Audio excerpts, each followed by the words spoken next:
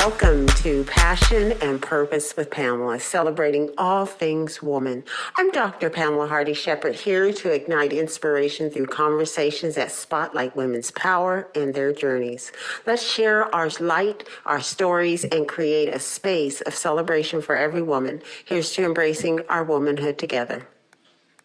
Today's guest is a powerhouse with a heart for kindness and a vision for making positive change. Christy Pretzinger is the owner and CEO of WG Content, the first writing company to specialize in healthcare and one that's transformed the way we think about leadership, communication, and workplace culture. Under Christy's leadership, WG Content has become an industry leader by doing something most business owners overlook: prioritizing people. She built her company on the foundation of kindness, and it paid off in every way. From creating exceptional healthcare content to building a workplace where personal and professional growth is not just encouraged, but expected. Christy has proven that soft skills are, in fact, powerful skills.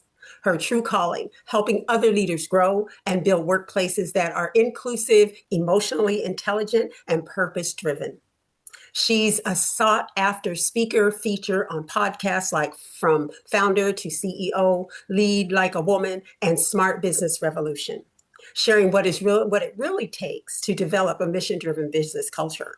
In this episode, we'll discuss building trust through vulnerability, why emotional intelligence is just as important as expertise, and how asking tough questions lead to genuine growth.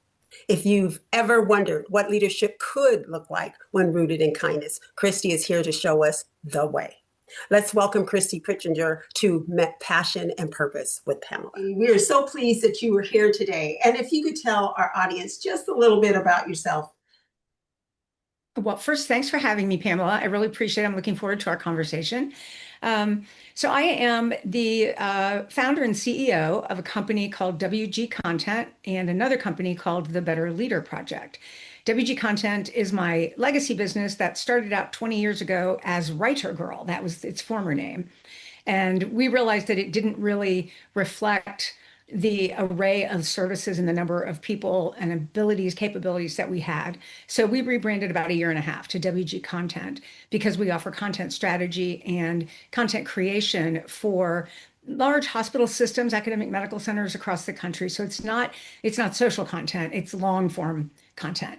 So we do that. And then I recently wrote a book called Your Cultural Balance Sheet because over the 20 years of building WG Content, I realized that my real passion is for creating an environment where people can thrive. That's the thing that lights me up. That's my reason for being.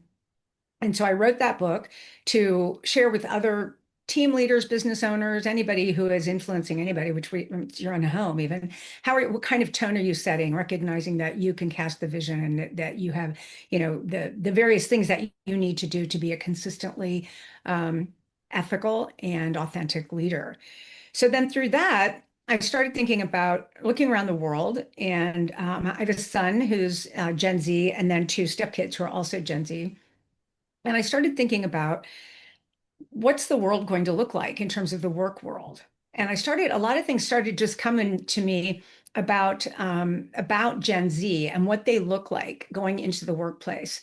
And so what I started thinking about was I had learned they were opting out of management, but not leadership. They yearn for authenticity. Remember when Oprah used to talk about that all the time? It kind of lost its meaning for a little bit there, I think, but these people are bringing it back very strongly. So they yearn for authenticity. They don't want to be told to leave their emotions or their problems or anything at the door when they go to work.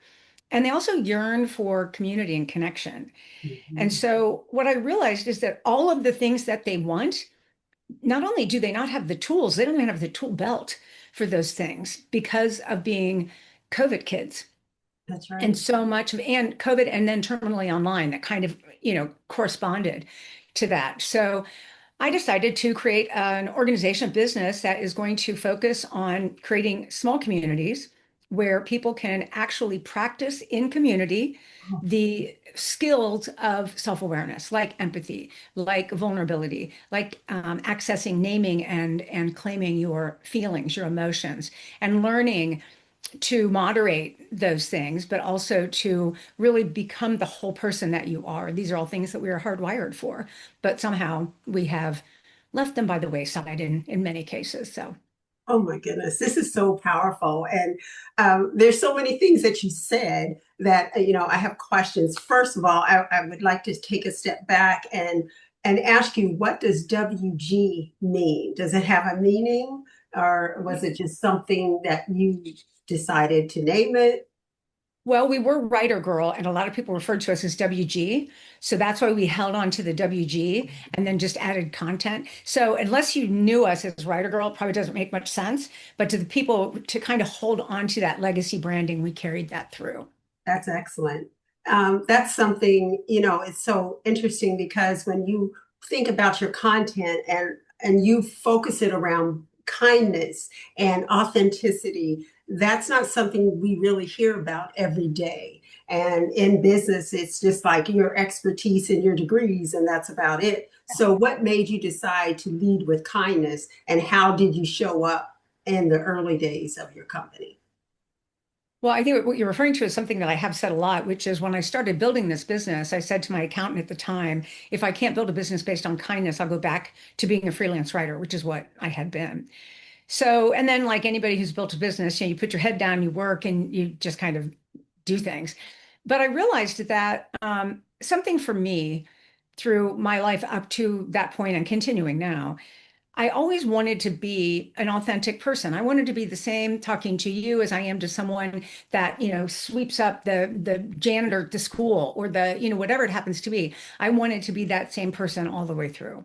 So, and that for me also, the impulse was kindness because I like it when people are kind to me. So a lot of it was really based on my own wants, that I wanted to create a work environment where I would want to work. And that meant having kind people around me. We developed values together called empowered, curious, kind, and fun. Those are our values because I wanted to have values that we could live out, that we could make actionable, that we could quantify. And so all of those things really just, I looked back in about 2020 was when I realized that we did some work with some consultants and we learned that the core of our business, the thing without which we would not exist, is our culture, which is rather unusual. You don't think of that as being, you think of it's whatever service it is the people, whatever, but it's our culture. And that was the thing, starting with the kindness, that caused me to reflect and think as a business owner, I tend to look at my business through the lens of a cultural balance sheet. That's why I titled my book, Your Cultural Balance Sheet.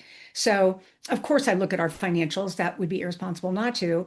But when I look at the success of the business, when I look at the business as a whole, the environment, I'm looking to make sure that people feel like they matter, they know that they matter, that they're doing meaningful work, that they are hopefully having some joy in it, even though it's not always fun, and that they have, we call it life work balance, not work life balance.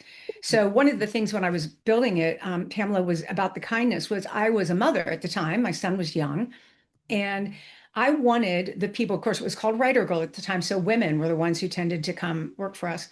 And I wanted those women to not have to ask permission to live their life, not to ask permission to take a child to a doctor or to go to a doctor yourself or to go to a kid's activity after school or to take them to school or pick them up. That's life.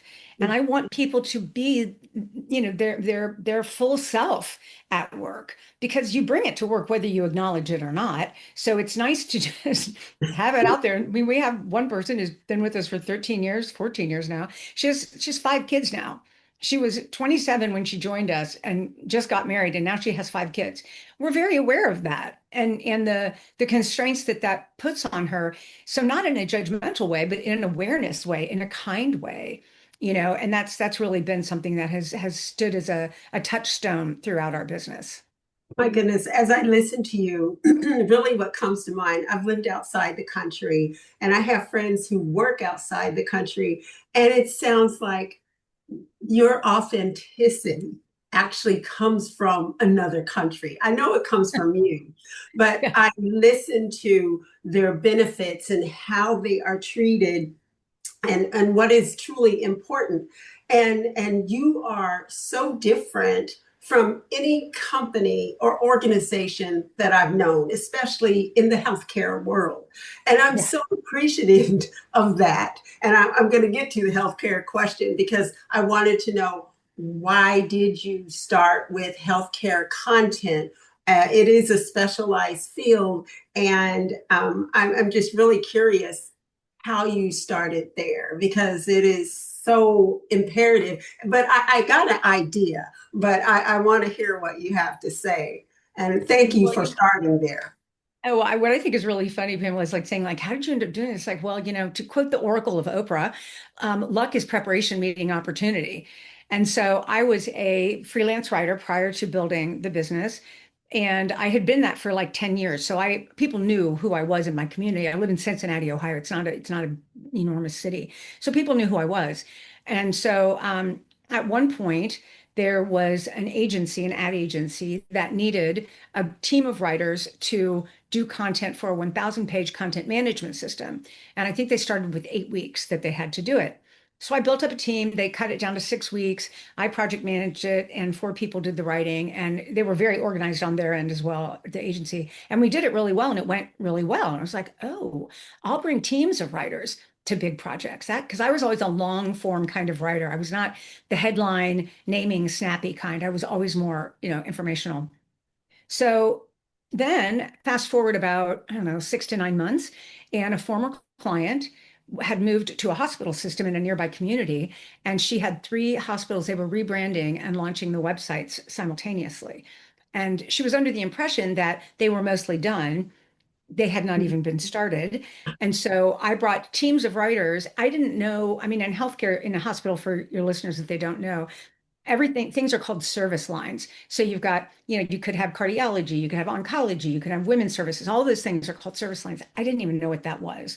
I just had 35 writers, most of whom I'd never met before, and just put them on this and started working on it and learned very, very quickly what worked and what didn't. And we did all of that, learned a lot very quickly, figured out what writers worked but didn't, learned about how to vet people, more effectively, more efficiently, to make sure they fit with the way we do business at WG as opposed to how they might do it.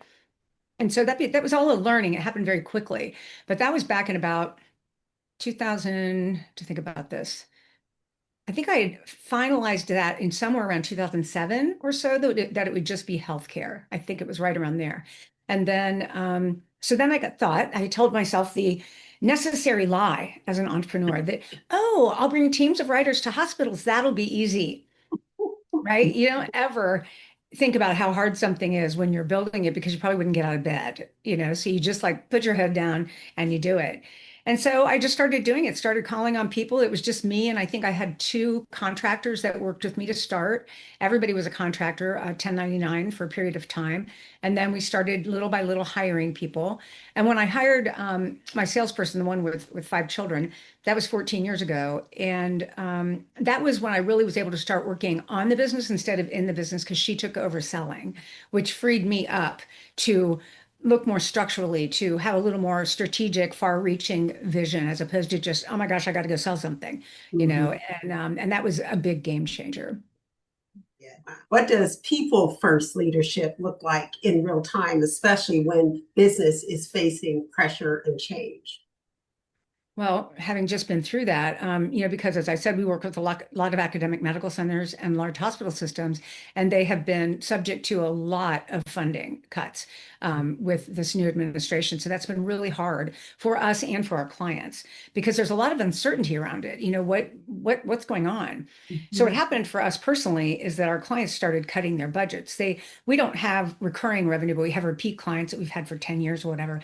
And like every year and a half or so, they buy a huge chunk of time from us and then they work it off. Well, people were cutting that chunk in half. And Mm. so we were noticing that things were definitely not going the direction we had hoped. And I, in my 40 years of working, have never had to lay anybody off. I mean, I've definitely fired people, but I've never laid anybody off. And we had to in June. And it was rather sudden, just because of the way the things fell and the sudden dip in our revenue and things like that. But that was devastating. And back to the people first, we all said, and pardon my French, but like it's like if I was an asshole and if the people who worked here were assholes, it would have been a lot easier. Yeah. But we all really love and care about each other. We've known each other a long time. I'm painfully aware of how important a job is to people. And it was really, really difficult to do that. But we did it I mean, I spoke to, there were 8 people that we let go, and I spoke to each one of them and had a conversation with them, and then all of us, the whole organization, was like, we'll write recommendations for you. The group of them that were affected have like a chat, and they get together and they talk about looking for jobs and things like that together. And everyone at our organization, when I shared with the team everything that had happened, I said, please feel free to reach out to these people. Nobody did anything wrong, and they are your friends, your coworkers, people that you've worked alongside for a long time. So don't act like they don't exist. They do. And they probably would like that friendship. And so that's been, as painful as that was, it was terrible. And I still feel badly about that. But that was what people first looked like, to the best of our ability in a challenging situation. I love that you shared that because many times when people are let go, it isn't people first, it's bottom line. And I Right. understand we have to have a bottom line.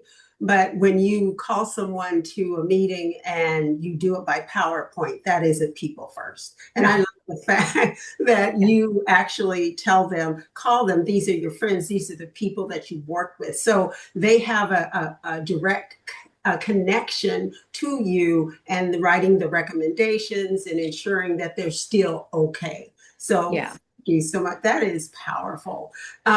You said that vulnerability builds trust. Can you share a time when vulnerability as a leader paid off in a big way? Yeah, I think one of those things, vulnerability, trust, all those things, they're really a long game. It's not a one and done.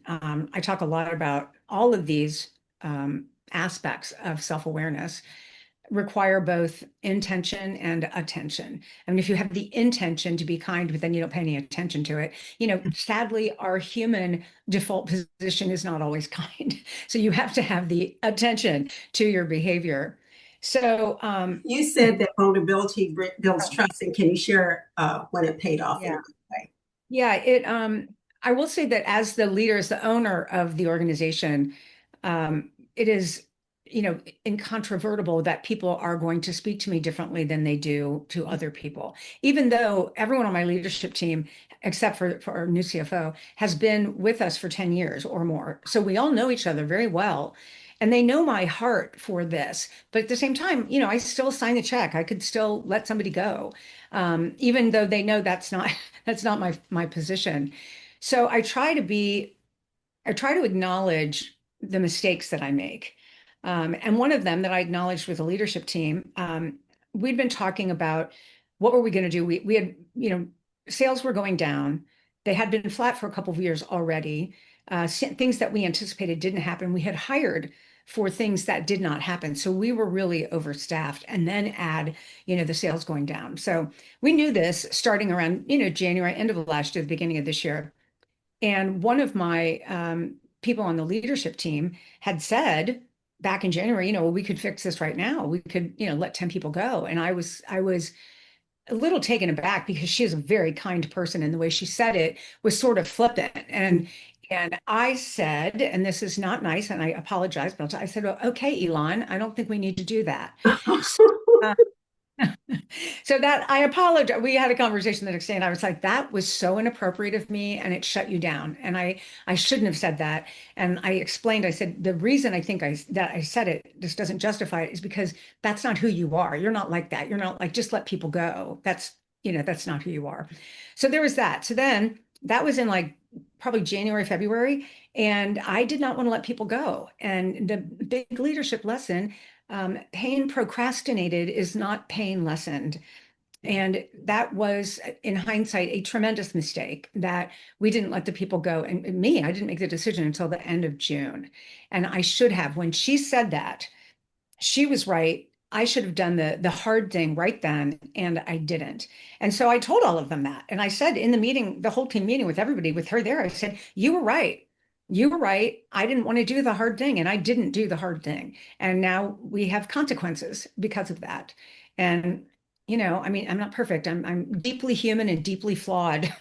We So, all so are. letting people know that, I hope that it lets them feel that they can be vulnerable as well. I think so, because first of all, when your boss says, I made a mistake and I should have listened to you, right there is the clue. Right there is like, wow, oh, what, it makes you understand that, they may have reasons for doing what they do, but to say, you know what, Christy, I was wrong and you were right. I mean, that tells more about you than anything to say when you're wrong. Clear, Yeah.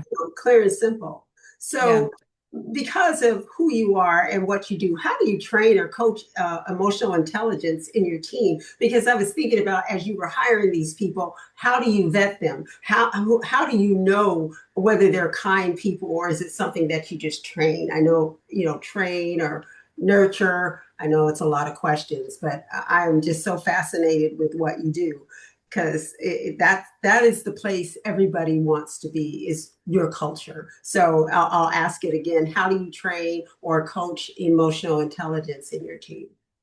Well, I think it actually starts with the hiring process, to be honest. And now we know neurologically that this is true, but I have always believed that like attracts like, that the energy that I put out attracted the original people to it who are still here after 10 some years. And then that cascade, that kind of the ripple effect of that goes out. And so what happened, I read an article, I don't know, a few years back in the Harvard Business Review about hiring for emotional intelligence and for curiosity, which is one of our values. And I read the article and I was like, oh, that's interesting. That it was validating. So it was like, that's what we do. So when we recruit people, when we hire people, we interview them and talk to them. There's a vertical line. It's like hiring a T. They say, so there's a vertical line, which is the deep knowledge of whatever it is you're hiring them to do, whether it's project manage, write, accounting, whatever it happens to be. And then the horizontal line is making sure that they ask questions to demonstrate curiosity about how does this role interact with other people? Like, how will I interface with a project manager as a writer? How will I, as a strategist, work with the sales team? And so understanding where they fit in the big picture. So that's where it kind of starts, where people innately demonstrate that curiosity. So that lets us know that they are more than likely a good culture fit. And nobody even talks to us really unless they have the qualifications. And there's many things that we can teach people that they have the intellectual horsepower. We can teach them. We call it the writer girl way, the WG way of how we do certain things. When it comes to coaching or teaching emotional intelligence, that is much like trust anything else. It's a long game. It's not a one and done. And my only experience around that is leading by example. And, I am someone that always believes you can't get it wrong and you'll never get it done. You'll never get it done. You can't get it wrong. So you just keep iterating Yes. things. And so demonstrating that to people, teaching people to have um, empathy for each other by demonstrating empathy for other people, by leading with vulnerability, by demonstrating my own vulnerability, admitting when I make mistakes or when I don't know something that's going on. So trying to really authentically be my best self, good, bad, and difference, deeply flawed, deeply human, so that other people can do the same. One of the things that we really do, and we when we got a little bit bigger before the life, we kind of fell away from it. But something that I really like to do is in a meeting, start with a one word open. So just one word. So if somebody says, busy, okay. Somebody else says overwhelmed. Somebody else says sad, or whatever it happens to be. You as the leader, it gives you an opportunity to take the temperature of the room, virtual or in person, and also gives an opportunity. If someone has said they're overwhelmed, you can say, hey, do you have a minute after the meeting? And then you can ask them, you want to tell me more about that? And that's a big thing we use is the tell me more and then stop talking and let people share with you whatever it is that's going on. I think that one of the things that I learned from Brene Brown, who hasn't learned everything from Brene Brown, she talks about, the way that, and we do this too, the way that we work with the team is like, we know you have a life. And if you have a life event going on, whether it's a sick child or a parent or something happening, whatever it happens to be, tell us whatever you feel comfortable telling us.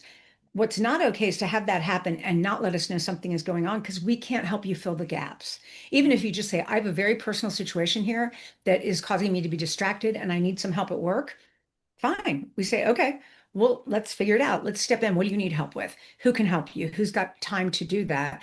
So that people know, again, they can live their lives and still do meaningful work.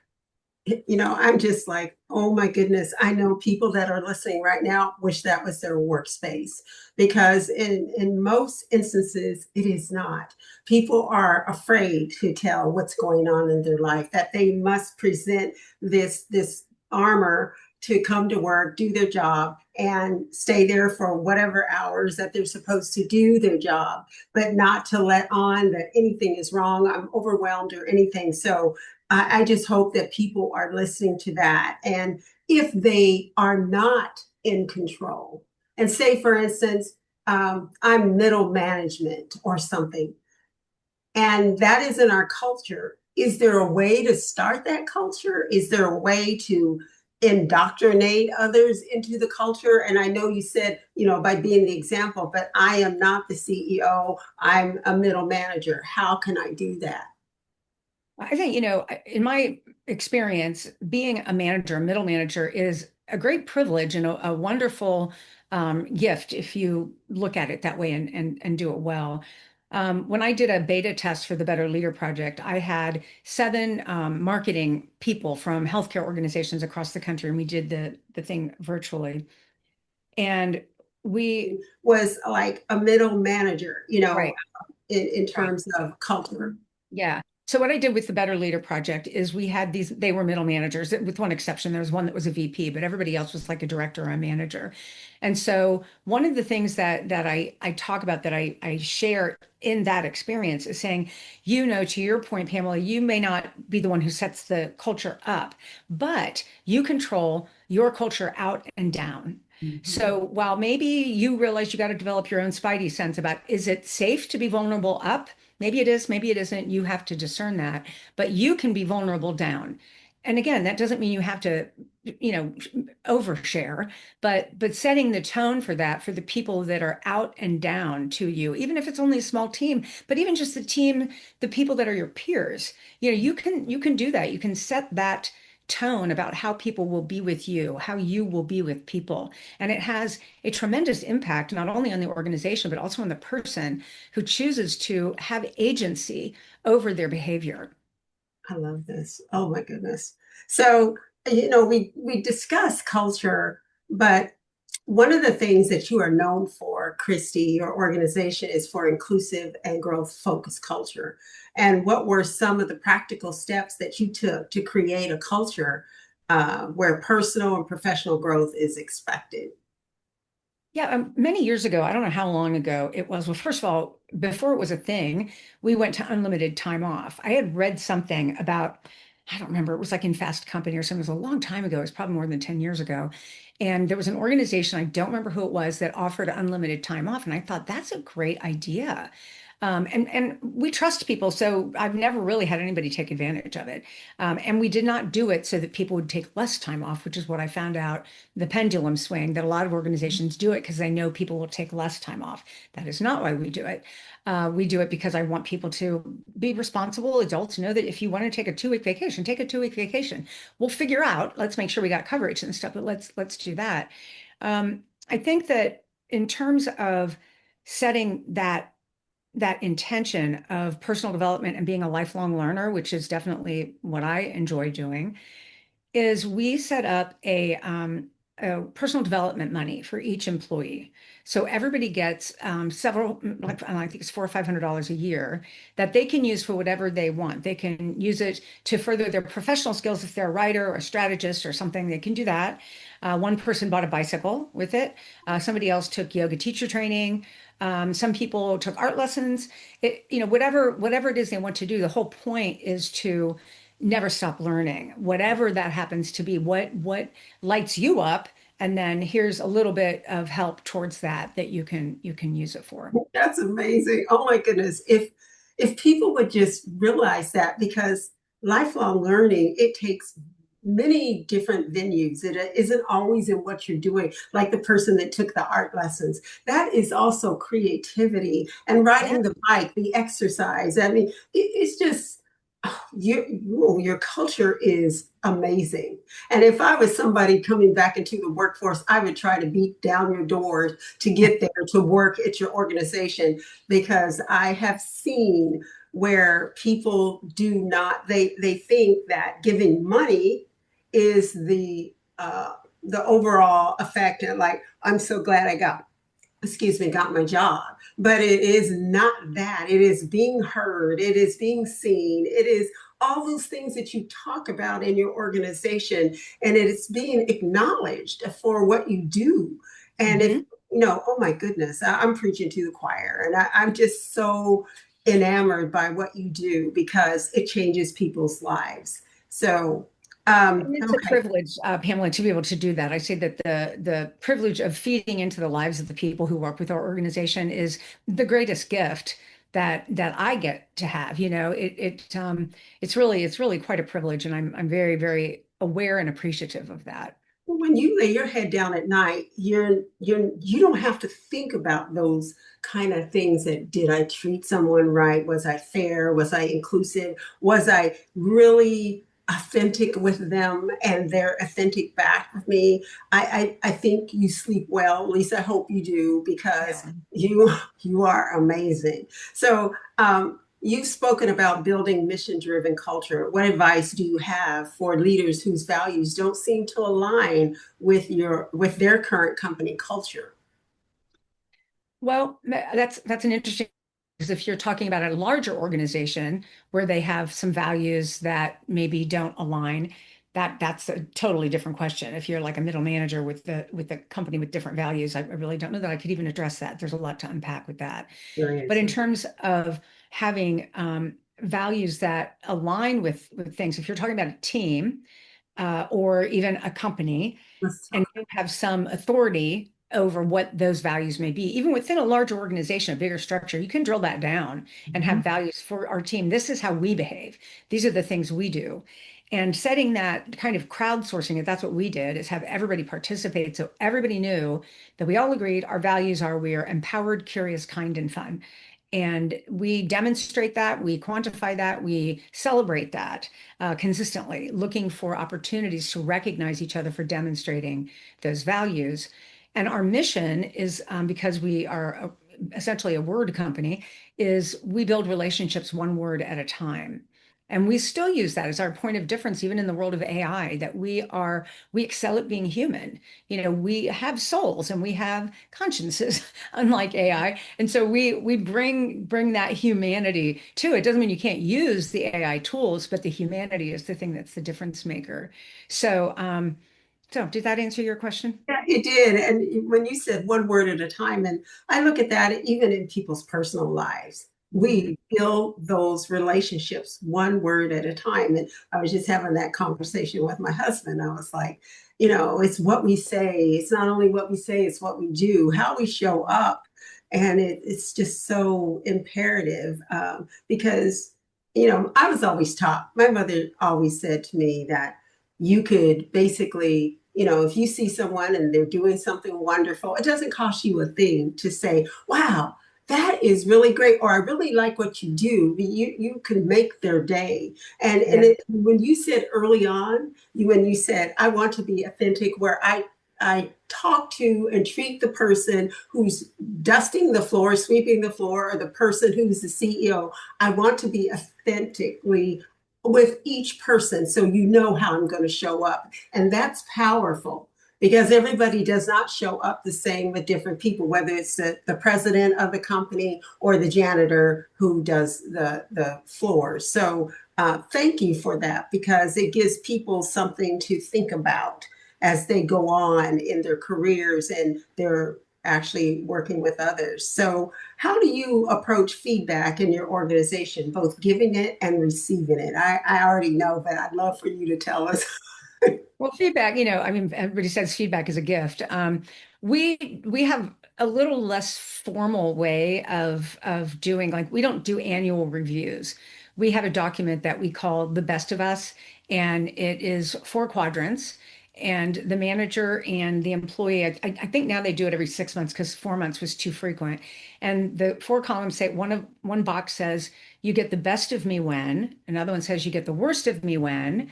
Another says, you can count on me to. And then the other one says, what I need from you is. And so what's great is that that causes the employee to reflect and be thoughtful about what really is meaningful to them.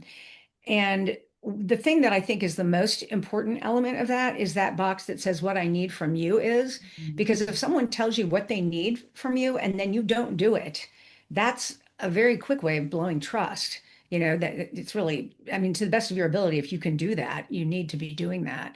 So that's not really a feedback situation, but we also try to be more instant with feedback. We don't let it fester. We don't hold on to something for a review. It's like if something, like in the situation I gave earlier where I was completely wrong and dismissive to my employee, she reached out and said, I'd really like to talk to you. I'm like, absolutely, of course. And, shared with me how that made her feel. And I was like, you are right. I was wrong. And I apologize. I was out of line to do that.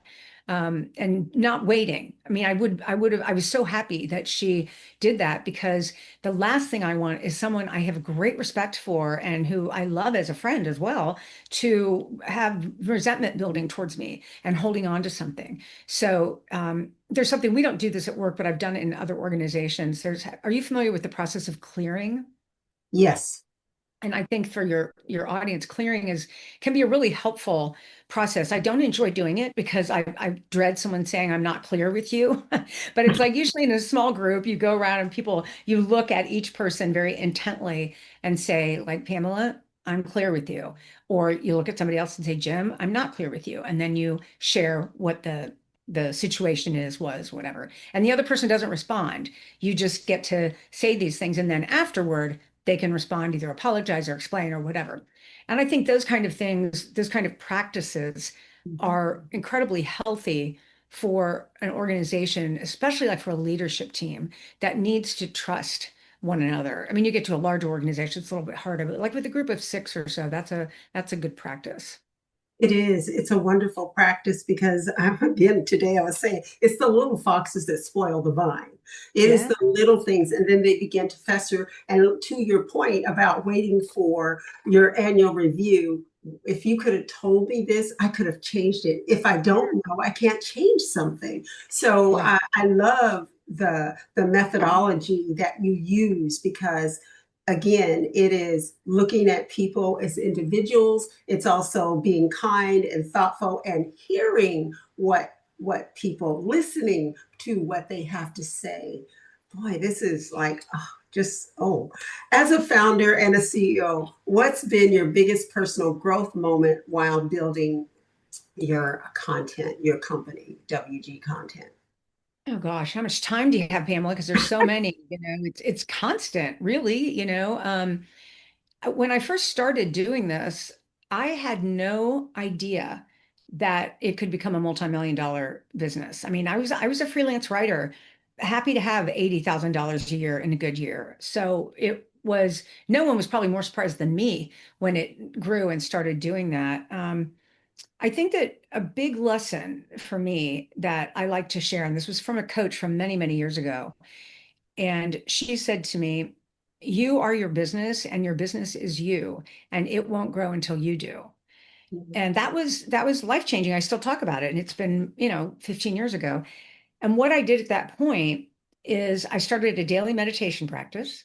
And I started reading a lot of not business books, really, more books about self-awareness, about understanding myself and my foibles and my triggers and my behaviors and why I did what I did and why does that particular thing bring this out in me and how can I moderate that and bring it to the forefront so that I'm not reacting to things. I'm responding and I'm recognizing, oh, here you go. You're interpreting that as judgment. That's probably not what they're saying, what they're thinking. So I can moderate my behavior accordingly.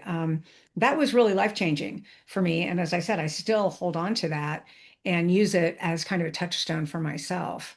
It's a powerful tool. I love that because we all should pay more attention to that. We really should include that in our tool belt. We really should. You said that soft skills are powerful skills. And how do you help clients, leaders understand the business value of things like empathy, curiosity, and listening? I think people innately know the value of those things, but they aren't explicit Mhm. about it. I feel like there's a kind of a cultural shift happening here. I was reading an article recently that David Brooks had written about how the Ivy League ruined American education. And it was a very long article. He's a very, very eloquent writer. And he was talking about a number of things, and it took him to like page 18 to get to the point where he said, you know, the Ivy League and our educational system in this country looks very much towards IQ and test scores and where you fall on the curve. And he said, and then we come to find out that what actually is a bigger predictor of success is your soft skills. You know, all of those things, like you just said, vulnerability, empathy, kindness, access to your feelings, all of those things are the ones that are more predictive of success. I don't know why we call the soft skills because they're hard. You know, they require constant attention. Like I said, we don't default to kindness. You know, I mean, we sadly, our higher selves don't always, you know, aren't always the first thing to appear. And so you have to really work on that in order to continue to be that person. You made me think of something, which was something that my mother said to me probably 60 years ago. She used to say, you know, my mother was a nurse, and she said, the smartest nurses do not make the best nurses. And it was always about bedside manner. It's about bedside manner, how you treat people and how they receive you at their most vulnerable time. And Mhm. so you just brought that back to me and how important it is to meet people where they are. And where if they're on the floor, you meet them on the floor, wherever that may be. And Mhm. it's about listening. So if someone's listening today and wants to build a business like yours, centered on purpose and people, where should they start? I think all of it starts with yourself. In my own experience and my personal experience, and then my belief as a result, is that self-awareness cannot be overemphasized in terms of its importance in leadership. I always feel like I have to say the caveat of there are many, many leaders we know, we could name a bunch of them off the top of our head that, you know, have no self-awareness and are financially crazily successful. But for me, in terms of having a purpose-driven life, of something that makes me feel joy, that lights me up, it isn't about the money. It's about being willing to be vulnerable and having that be received. You know, having someone receive that vulnerability and be like, "Thank you for sharing that. I appreciate it. I forgive you," kind of thing. You know, that is what I think is what makes leadership in your organization really tick is when you have that self-awareness and then you put that out into the world. That's the only thing I can say in my own experience that has made a difference. Now I mean, so many other people, I know so many entrepreneurs who do really, really well. I was just listening to a gentleman last night who took an architecture firm from 2 million a year in revenue to 200 million. And he did it bootstrapping, didn't do any VC money or anything. And I'm like, now that is impressive. And culture is a big deal for him too. So I thought that was really interesting going to read his book about that because I think that's not ever been my focus. And it doesn't mean that it couldn't be, it just hasn't been, you know, my main focus. My drivers are different. Thank you. So I know you've been featured on many leadership podcasts. And what's one question you wish more people would have asked you? I think the one question somebody asked the first time I'd ever been asked was a young man, and he knew about kindness being my driver, but he said, "Why kindness? Did you work for unkind people?" And I thought, "Oh, now that's an interesting question."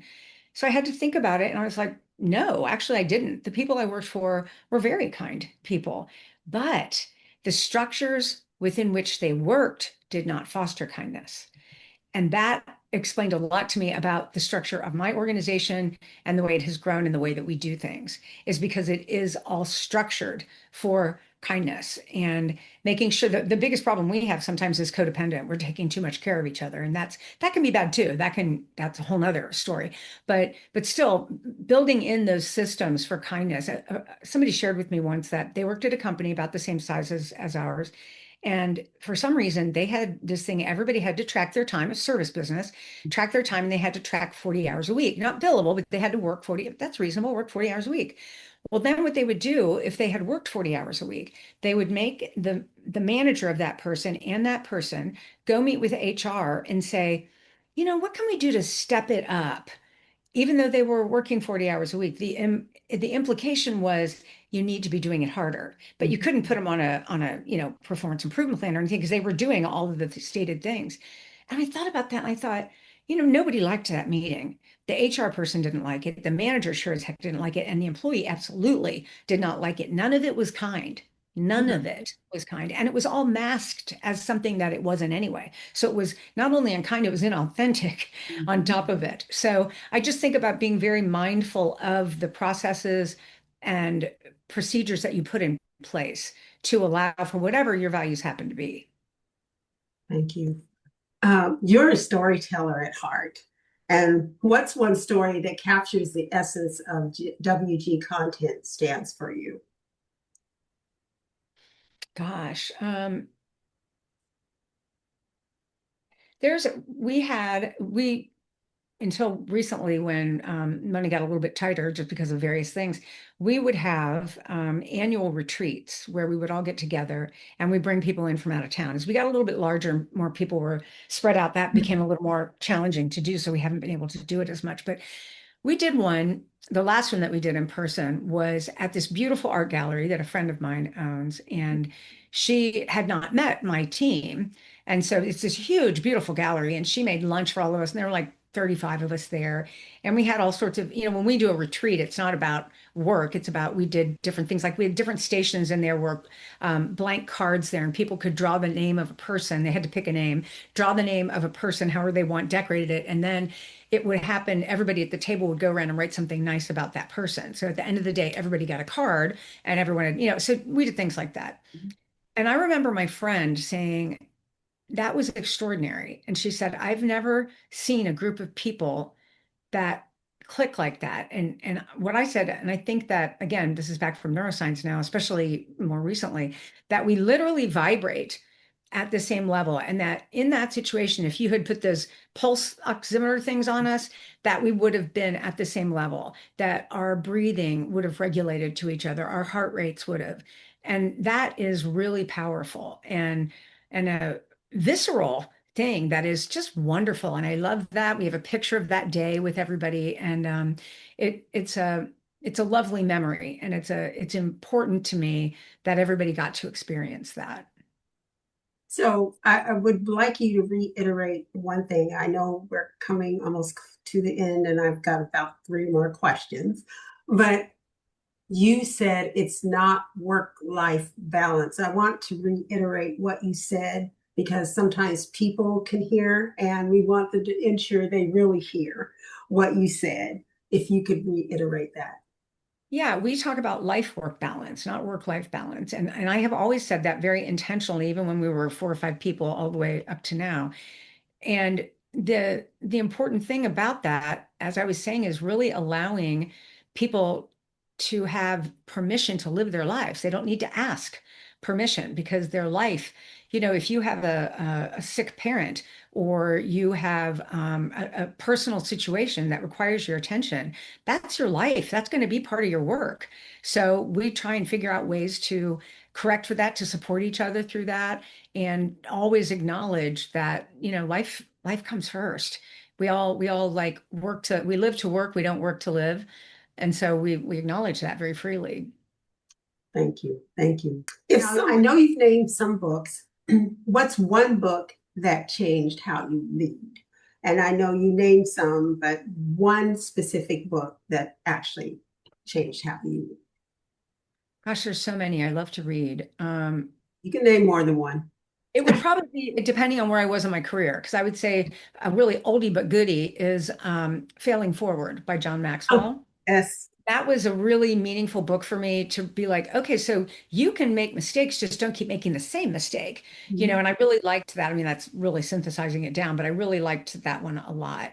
I also loved his 21 Irrefutable Laws of Leadership. And one of the ones I think about a lot is the law of the lid, that the organization cannot go any higher than the level of its leader, hence the, lifelong learner aspect of things. So both of those books were very meaningful, probably early on. It's funny when I pick them up now and I look at things that I highlighted or marked or annotated, and I'm like, oh, that's where that came from. But now it's just part of me because it's been 30 years.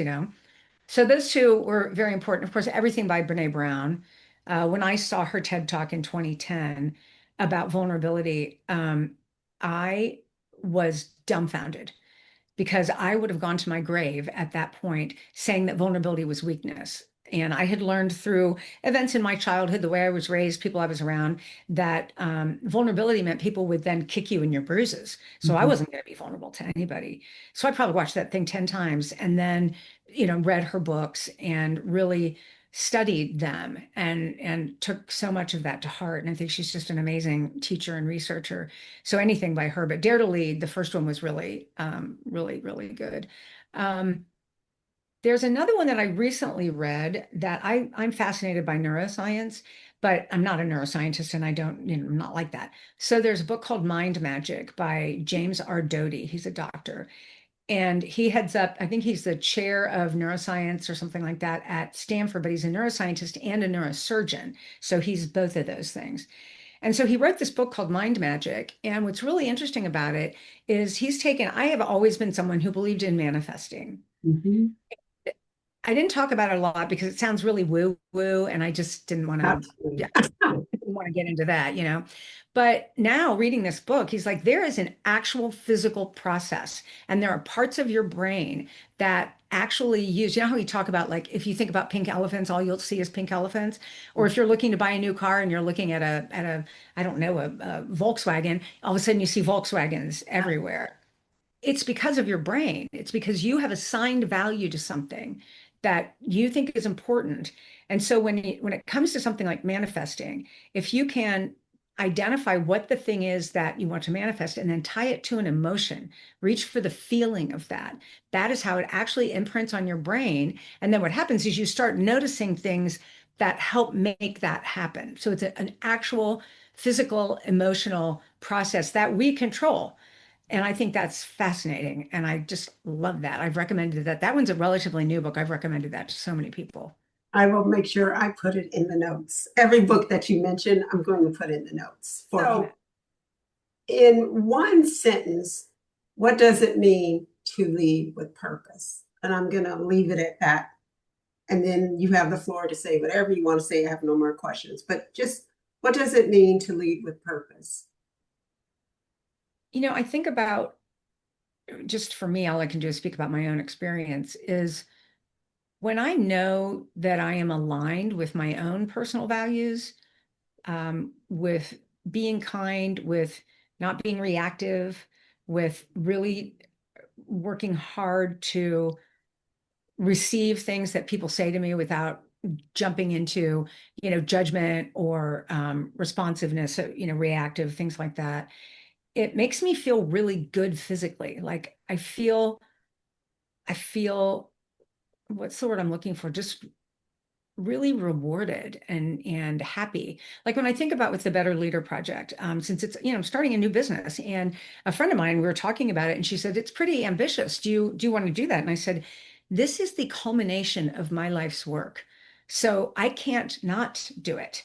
It's like the past 40 some years of learning and of building a business, of leading people, of making so many mistakes, of learning from those mistakes, and the wisdom that I finally have at this age to be able to share with younger people to equip them with things that I wish I would have known when I was in my 20s. So then they can go, I always tell people, go break it in a brand new way. I'll tell you how I broke it. Don't do that because I already did it. Now you go break it in a brand new way. And that's how we move forward. That's how we co-create this world. And that is incredibly rewarding to me, very enriching and rewarding. And I'm incredibly appreciative for the gifts in my life that allow me to do that. Everything's preparation. So you want to tell the audience, how can they get in the Better Leader Project? Better Leader Project, we are building the website right now, but you can go to christypretzinger.com and there's information about it there. We're getting ready to do another beta test in the spring and get some students who are, or people who are Gen Z to actually go through the program and help us figure out some of the details to make sure that it is developed by them and for them so they understand this how it would apply in their lives. And I can learn because I'm definitely not a Gen Zer. I think I know what these young people need, but I really want them to say if they are tracking with the same kind of thing. So that will be coming soon. But there is information about the Better Leader Project, also about BQ, which is your better quotient. And that is the capacity we all have to become better. And so I talk quite a bit about that and kind of align it between EQ, IQ, and then BQ, which is kind of in the middle of all of that. This is fabulous. One of the things I definitely want to do is put all the information in the notes so that people will have it. And I like to reiterate things. And I guess that comes from teaching, is that I want to say it over again to ensure you got the information. So It will be in the notes. And I just cannot thank you enough for doing what you do. And you know what? One of the things with nurses, doctors, firemen, military, I always say thank you for your service, because I'm saying that to you, Christy, because you have a way to change this environment and help people to be their best and to live their lives and their work life with a balance and to lead with kindness. And I just love what you do. And reading everything I've read about you, you're like dynamite. You're just like dynamite. And I thank you for what you do to show us a different way. And I think you're very kind to say that. And I will tell you that it is, it's because it's my purpose. It's the easiest thing in the world for me to do because it's who I am. And so I really appreciate your kind words. That's very nice of you. No, it's not nice. It's not nice. It is truth. It is truth, because I've had the opportunity to look at everything that you do, and I'm just like so fascinated, and like, I wish I could have worked in an environment like that.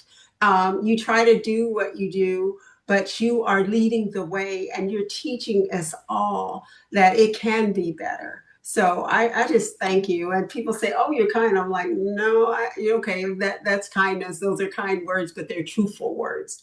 And I just thank you for coming on Passion for Purpose with Pamela. You are just amazing. And thank you so much for having me. I've enjoyed our conversation. I have too. And anytime that you want to come back, you have a book, and I want people to.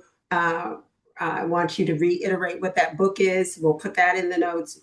Everyone, listeners, viewers, this is really, really important, because get these tools that Christy is providing you so that you can carry on in your role and whatever you are doing to change your environment, to make it the best for the people that you serve.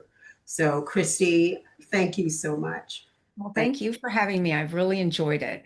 Thank you. Thank you all for joining us today on Passion and Purpose. It's been wonderful to connect with you, and I hope you found our conversation as enlightening and inspiring as I have. A huge thanks to our guests who contributed to the discussion and shared their experiences and insights. Your stories are the heartbeat of this podcast, and it's a joy to explore our passions and purpose together. I'm Pamela, reminding you to live with passion and purpose. Until next time, take care and keep reaching for your dreams.